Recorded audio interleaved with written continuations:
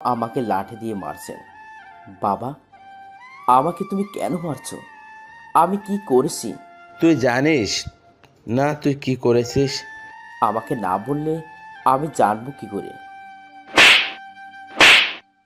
এত কিছু করার পরেও কেমন ভাব করেছে, যেন কিছুই জানে না।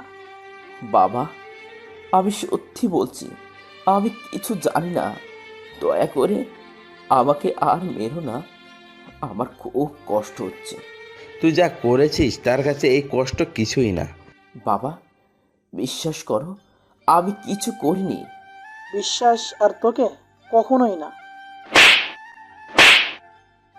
ভাইয়া, তুই তো আমাকে বিশ্বাস কর, আমি সত্যিই কিছু করিনি। একটা মেয়ের জীবন নষ্ট করে আবার বলছিস কিছু করিনি? কোন মেয়ের জীবন?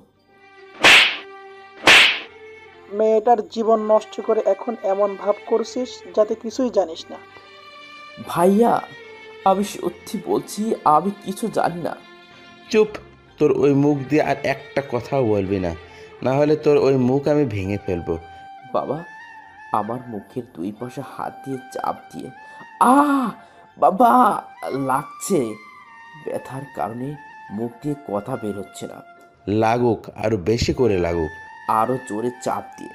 বাবা, বাবা, তোমার পায়ে পড়ি। দয়া করে আমাকে ছেড়ে দাও। আমি অনেক ব্যথা পাচ্ছি। আমার মান সম্মান জলে ডুবানোর আগে মনে ছিল না? এখন ব্যথা পাচ্ছি ব্যথা পাচ্ছি করেছিস কেন? বাবা, প্লিজ আমাকে আর কষ্ট দিও না।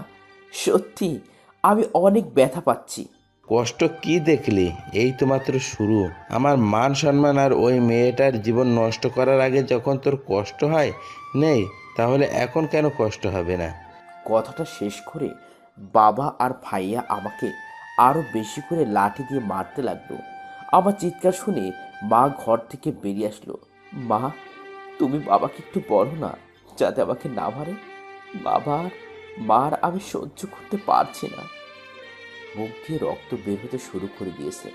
সাগর, তুই এইটা কি করে করতে পারলি? তুই আমাদের নিজের সন্তান না হওয়া সত্ত্বেও তোকে আদর দিয়ে বড় করেছি, তবুও তুই এমন একটা কাজ করতে পারলি? নিজের সন্তানকে যতটা না আদর দিয়েছি তার চেয়ে তোকে বেশি আদর দিয়েছি, যার ফল আজকে আমাদের পেতে হচ্ছে। বাবা, আমাকে লাঠি দিয়ে মারতে মারতে আমি তোমাদের নিজের সন্তান না। অবাক হয়ে মার দিকে তাকিয়ে। না, তুই আমাদের সন্তান না। যদি তুই আমাদের সন্তান হতি তাহলে কি কোনোদিন এমন জঘন্য কাজ করতে পারতি? তাহলে আমার মা বাবা কে আর কোথায়? আমরা জানি না কি তোর মা বাবা কোথায়। তোকে তো বাবা রাস্তা থেকে কুড়িয়ে বাড়িতে নিয়ে এসেছিল।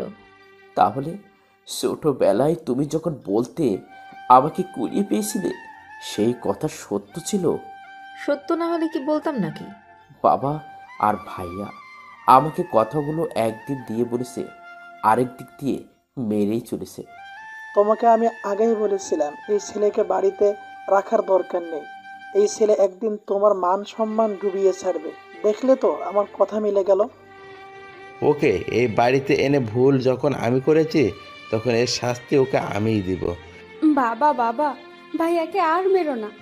ভাইয়াকে ছেড়ে দাও। দেখো না, ভাইয়ার শরীর থেকে কত রক্ত বের হচ্ছে।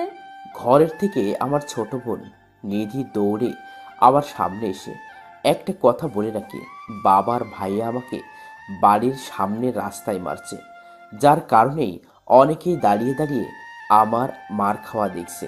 আমার বাবা অনেকটা রাগী মানুষ, তাই কেউ সাহস করে ফেরাতে আসছে না। নিধি সরে যা, ওকে আজ আমি শেষ করে দিব। ভাইয়া, ভাইয়া তুই তো অত্যন্ত ভাইয়াকে আর মারিস না। দেখ না ভাইয়ার শরীর দিয়ে কত রক্ত বের হচ্ছে। নিধি বড় ভাইয়ের কাছে গিয়ে বড় ভাইয়ের হাত নাড়িয়ে নাড়িয়ে। নিধি, ঘরে যা। না, আমি আমার ভাইয়াকে ছেড়ে কোথাও যাব না। আমি আমার ভাইয়ার সাথে থাকবো। নিধি আমাকে জড়িয়ে ধরে কান্না করতে করতে। নিধির মা, তুমি নিধিকে এখান থেকে নিয়ে যাও। যখন শুনলাম আমি ছোট থেকে এতদিন যাদের আমার মা বাবা জেনে এসেছি তারা আসলে আমার মা বাবা না, তখন থেকে আমি কেমন জানি মূর্তি হয়ে বসে রয়েছি। আমার দুই চোখ শুধু মায়ের দিকে তাকিয়ে রয়েছে। আর মা আমাকে মার খেতে দেখে, আমার রক্তাক্ত শরীর দেখেও আমার কাছে আসছে না, আমাকে মার খাওয়ার হাত থেকে বাঁচাচ্ছে না। বাবার ভাইয়া থামছে না।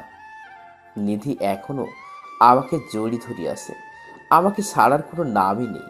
মা নিধিকে ধরে টানছে, তবুও নিধি আমার গলা জড়িয়ে ধরে আমার বুকের সাথে মিশে রয়েছে।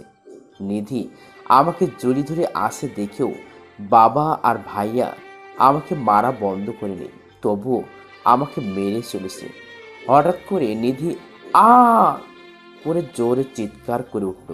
হয়তো আমাকে জড়ি ধরেছে, তাই হয়তো একটা বাবার ভাইয়ের বাড়ি লেগেছে।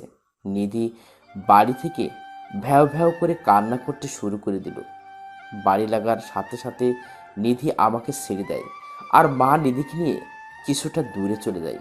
নিধির কান্না দেখে বাবার ভাইয়া দুজনেই নিধির কাছে চলে যায়, আর নিধির ব্যথা পাওয়ার জায়গায় হাত বুলিয়ে দিতে থাকে।